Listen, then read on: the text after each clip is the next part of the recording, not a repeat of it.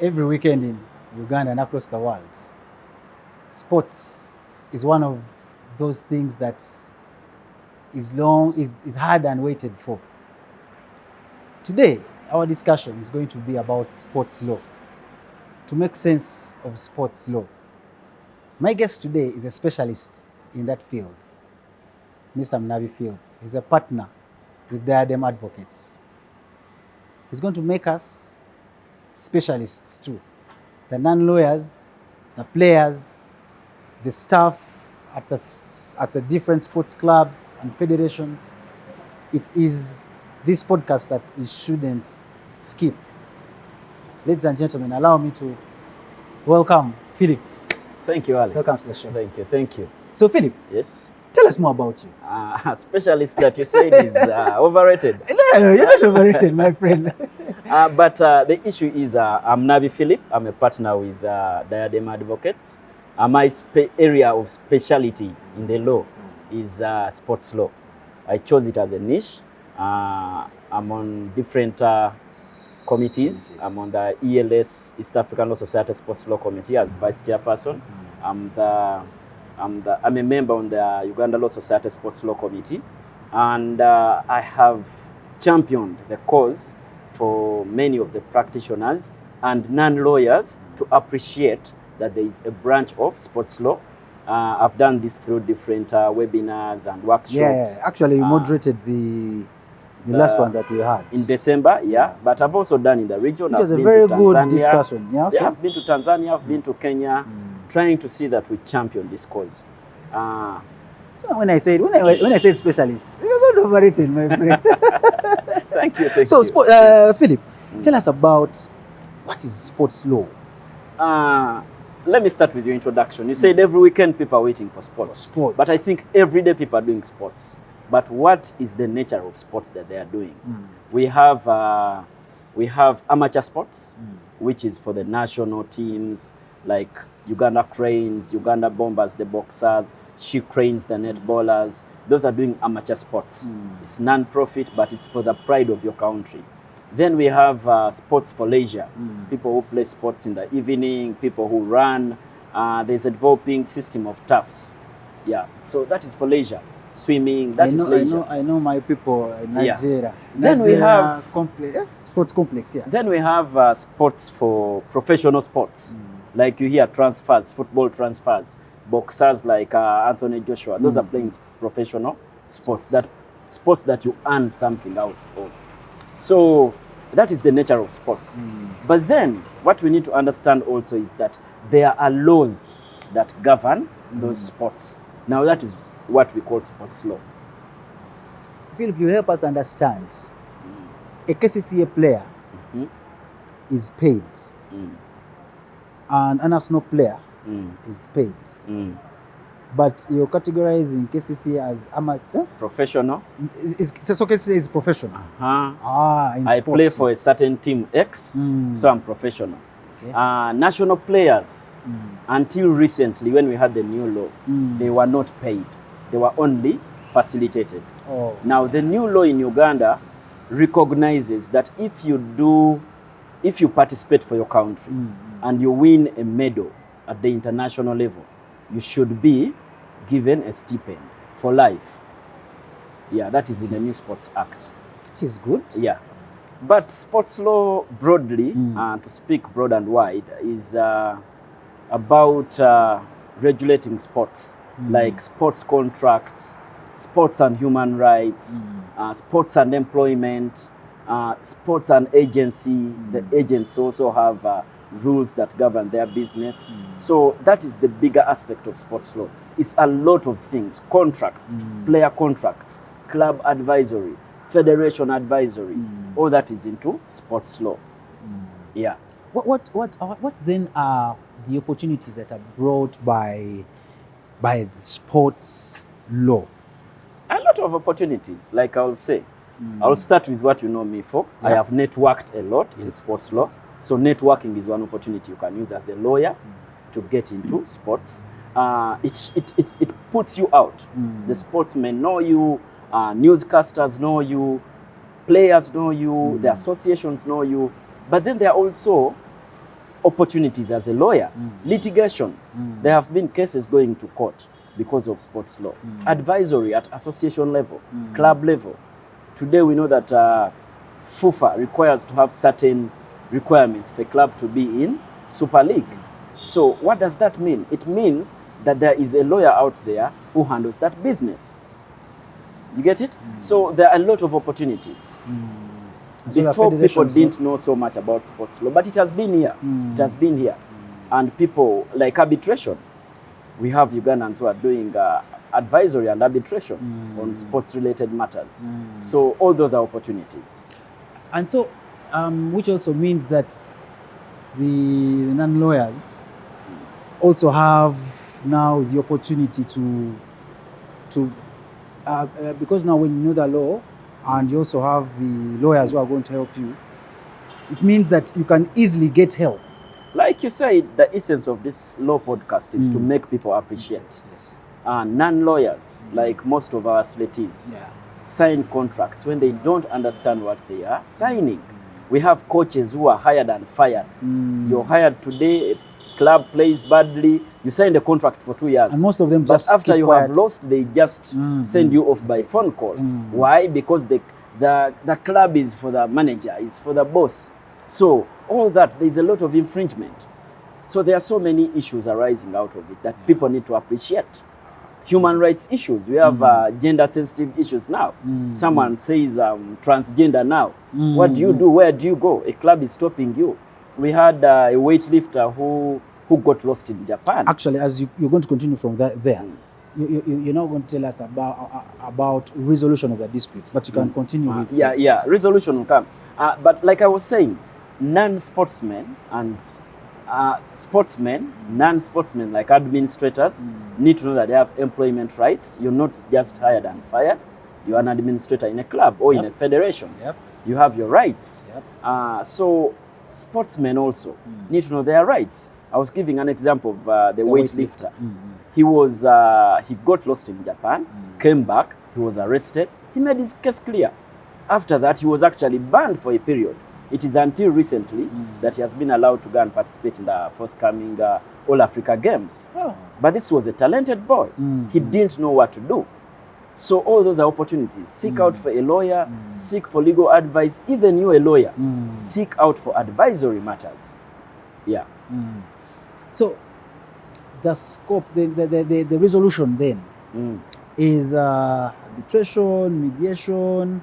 You talked about the cases sports there. and dispute resolution. My brother has two things. There's a developed set of laws, Lex Sportiva. Now, Lex Sportiva is out of the so many contracts, employment, anti-doping, a lot of issues have come up. A match has been stopped, a lot of issues have come up. Now, the Court of Arbitration for Sport, CAS, is a special arbitration seat for sports-related disputes. Where does it sit? It sits in Switzerland. So that one, it started way back. Like I said, sports law has been here. It started in about 1994, handling Olympic-related matters. Today, it handles about 600 arbitration matters, more than ICJ. That's quite a You number. get it? Yeah, So 600 matters of arbitration. And its timelines are quick. 60 days, a resolution has to be out. Why? Because of the unique character of sports. There's a match going to happen. There's an athlete going to run. And you need a decision very quickly. You need to make a decision, as opposed to the municipal courts, where it will be adjourned, take years, etc. But that is now sports law in terms of arbitration. But there's also mediation. A dispute can be mediated. A dispute can be resolved by internal mechanisms under national laws. We have had a case of Mwanguzi and another versus Futso, I think, where Justice Sekana decided that they wanted to inject an election. But to inject is to restrain. But the court decided that you need to follow the internal processes before you come to court, because their constitution provided for a remedy, but then they rushed to court. So that is handling the legal related issues internally. So there is also regulations, specific sport regulations, which is Lex Lucida now. For instance, in boxing, there are technical rules. They are provided by the International Boxing Association. Do we have a committee that has been instituted in Uganda to handle arbitration? Yes. Or do we have a list of arbitrators now? In the new law, in the new law, as we shall see, the new law provides for a dispute resolution mechanism. Yeah. But like I was saying, there are also rules and regulations governing a specific sport, like football. Football today has even developed into football law, whereby they have the FIFA chambers, which are replicated to every federation. Up to Uganda, you have the FIFA chambers. If you have a dispute as an employee, if you have a dispute as a club, where do you take it? If you have a dispute as an agent, where do you take it? So FIFA itself, or FIFA, they have 3 chambers where all those disputes are resolved. You get it? Now, that shows you that sports law is a wide aspect and scope of practice that people need to know. Yeah. So, where are we in Uganda?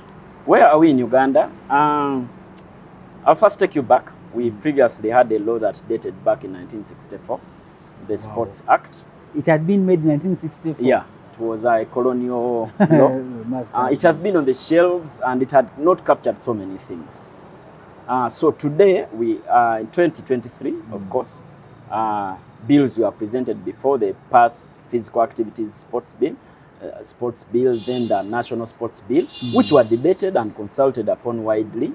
And we came up with the National Sports Act now, or the Magogo Act, which many people call the Magogo Act. It benefits him, but it's for the whole, it benefits all. Like I'll tell you that Act seeks to recognize a sport. If you have been paying local bull or teke, you can say teke is a sport. And you go to National Council and they declare it a national sport. So the first step is to declare a given sport as a national sport. But then it has parameters. It sets out, does it have national coverage or is it a community sport? So all those are the new areas in the new law. Then the federations themselves, they need to reorganize under the new law. They are given 12 months. They need to re-register. But it captured the old, we have about 52 to 54 federations in Uganda right now. So all these are opportunities in the new law. It has introduced a list of arbitrators as a dispute resolution mechanism here in Uganda. It has captured the Anti-Doping Association of Uganda now. There are so many anti-doping cases. Athletes use... The Pogba case. Yeah. I think it's the hottest now. I think it's the hottest now. But you see, many athletes use substances that they may not even know. Okay. That they may not even know. But there's a list of prohibited, there's a list of prohibited substances that comes up to the World Anti-Doping Association, which comes up every year.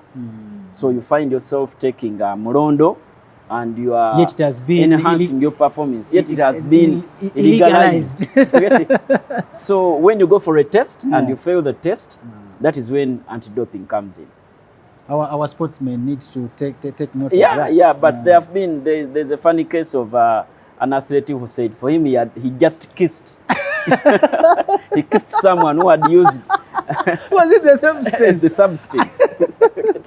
So it's a big discussion. I would like to know how that one is going to be resolved. It's a big discussion. So you'll find that when the law sets into play, Uganda here, there are so many people using a lot of things that may be prohibited. But the National Anti-Doping Association now will come into play. The law also seeks to criminalize certain activities. We have had a lot of hooliganism. People go to a pitch, a coach is beaten, a game is stopped midway. Hooliganism is now a criminal activity. Especially in football. Yeah, especially. I think all sports, only that football is especially anyway. But it happens. It happens. The coaches are booed. You get it? Players are abused.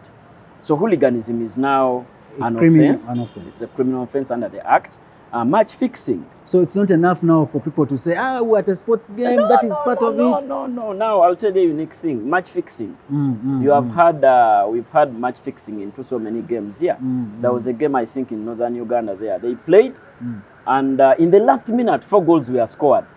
Then investigations were done by FUFA, and they found that indeed there was a match fixing aspect of it. But before, it was not criminal. So CID was it was a sports thing. Exactly. CID, I mean, how do you want us to arrest someone because the club has scored 4 goals in the last 2 minutes? I'm sure the police didn't even understand that. Exactly. But now match fixing is within the law. You don't participate in betting. If you are an official of the club, if you are a member of that club, if you are a referee, if you are a coach, you don't participate into betting. Because that's where gambling comes in. That's the case of Ivan Toney. Exactly. So it's a lot of things. It's a new law, but that's where we are. We have, I think, we have the latest law. We are second to Kenya now. Kenya's law is 2003, I think, yeah. 2003 or 2008. Now Uganda has a 2023 Act. Tanzania is still back. So this law, you find that it is now... Does East Africa have plans of reconciling our sports laws as something like that? Save for the sports like football, like I said, which has international regulations actually that are followed by national federations. I think because of the differences, like Kenya woke up earlier, Uganda just woke up. Tanzania is still in an old act, you get it? But there are changes that are coming up. Recently, I was contacted by colleagues in Tanzania who wanted to register an esports federation. But it wasn't in their laws. But we had to sit down and find a way of how to. And they registered it, esports. We currently don't have an esports association in Uganda, surprisingly. But we have the new law. And we even have esports in Uganda. Exactly. So that is the trend. You're not in a very good position. Yes, but I mean, especially for esports. It's the trend. And esports is reaping big. It's a big industry. I know people are actually in Kenya are playing World Cup. You get it? It's a big industry. I think it fetches about $36 million for South Africa. 30 million. $36 million for South Africa. Esports alone. Yeah. So that is sport. That is sport. Okay. So, Philip, as we conclude, yes, in a nutshell, sports law, how is the future? The future of sports law, I think over the last 2-3 years, people have actively gotten involved. Like you have seen the push. It has been deliberate. Yes. It has been deliberate. Right now, people are seeking for advice. At international level, we hear these transactions. Sports industry is a multi-million-dollar industry. So you can't beat that. We have opportunities coming up. AFCON is coming to East Africa. There is going to be construction. There are going to be a lot of transactions going on. So sports law is a big field. It's untapped, if I may say. It's untapped. All we need is our viewers to make the people in this sector understand that there's a lawyer who practices sports law, who can advise a footballer, who can advise a boxer. Yeah. Then there is a boxer or an athlete. They actually need to know that I can go to a lawyer for sports-related advice. Yeah. You get it? So that is the thing now. I think it's big. It's unstoppable. Wow. Yeah. I do not think there's anything that I can add to that. Philip has given us a very insightful and deliberate discussion about sports and sports law. Thank you for watching the Law Podcast Uganda. Please continue to subscribe, like, and comment. Like we said last time, give us your ideas, what you want us to talk about, and we shall be at your service. Thank you, ladies and gentlemen.